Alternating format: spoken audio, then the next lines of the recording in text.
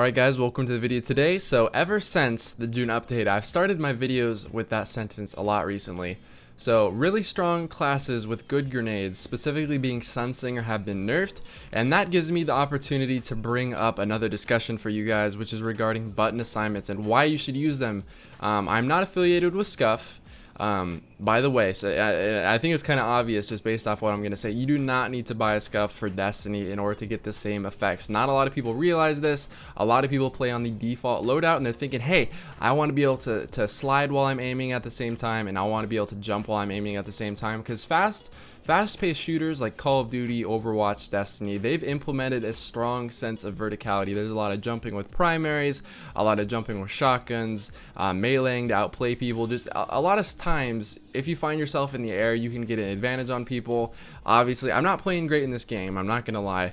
But that guy had no clue I was even coming, and being able to have control in midair is a really big advantage in a lot of games, and a lot of people think the only way you can get that advantage is through a Scuf or a modded controller. Technically, Scuf isn't like a truly modded controller because it's not rapid fire or anything. It basically just allows you to press more buttons without having to take your thumbs off the right and left analog sticks. So yes, it does have an advantage, but it's not going to turn you from a bad player into a good one. However, if you are already a good player, it can turn you into a great player. It can kind of take things to the next level. It's more comfortable, just stuff like that. It kind of applies to the same thing as Kontrol Freek or Kontrol Freeks. I do have a discount code for Kontrol Freeks, and I am sponsored by them, just as a side note. But I've been using their products for years before I was ever affiliated with them. My code is SirDimetrious. It's just my PSN if you're interested. But Scuf's right. They give you a very strong advantage when you're in midair, and a lot of times I would suggest to people you should run a button assignment. Essentially, now in the PSN menu, you can go to accessibility settings. I'll probably show it on the screen here, and you go through a certain branch of settings and you find yourself at a button assignments page, and on this page you can reassign buttons on your PS4. So if you want to replace L1 with X, so essentially you're replacing your upper left bumper with the jump button, you can actually do that in the PlayStation settings themselves.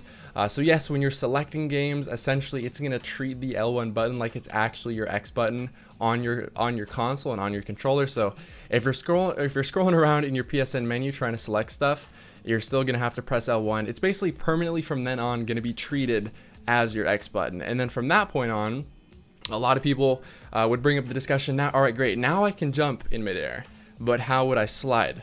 And that's a really strong advantage in Destiny, especially if you're a shotgunner. The ability to slide, sometimes even slide primary with something like a last word. If you know someone's hard scoping around a corner, if you can slide around that corner, it gives you a massive advantage.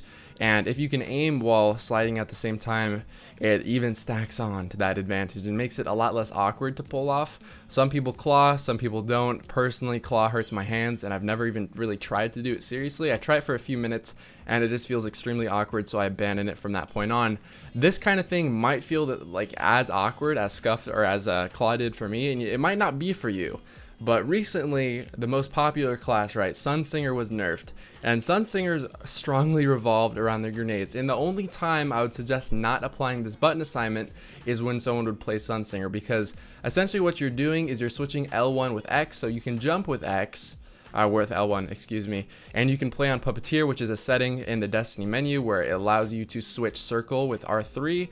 Basically everything stays the same as a default button layout, except for now you can slide by clicking the right analog stick instead of having to press circle. So there's no disadvantage to clicking on Puppeteer. The only disadvantage, however, comes from the button assignment, because now you're throwing grenades with the X button and you're gonna have to aim separately from throwing your grenade. So you can't aim while at the same time pressing L1 to throw your grenade. You have to switch over, rearrange your hands and press X and then aim.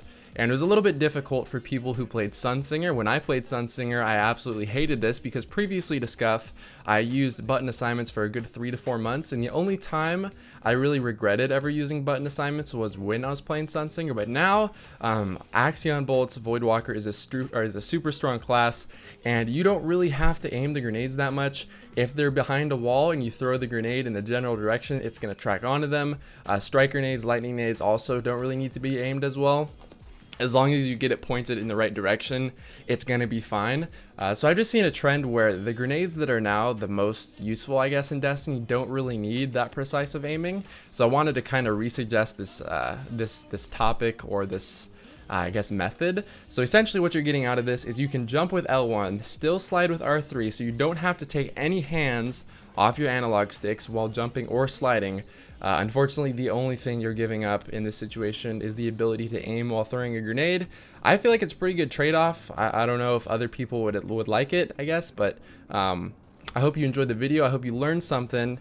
It's going to feel weird, and it's going to feel really awkward when you're first trying it out, but it's like anything. It felt super weird for me. It also felt weird when I turned off Rumble, but at the end of the day, it's going to help you out a lot. And if you're serious about getting better in Destiny or Call of Duty, it pretty much applies to basically every game out there. Being able to have strong vertical movement as well as sliding while aiming is a super strong advantage over other players.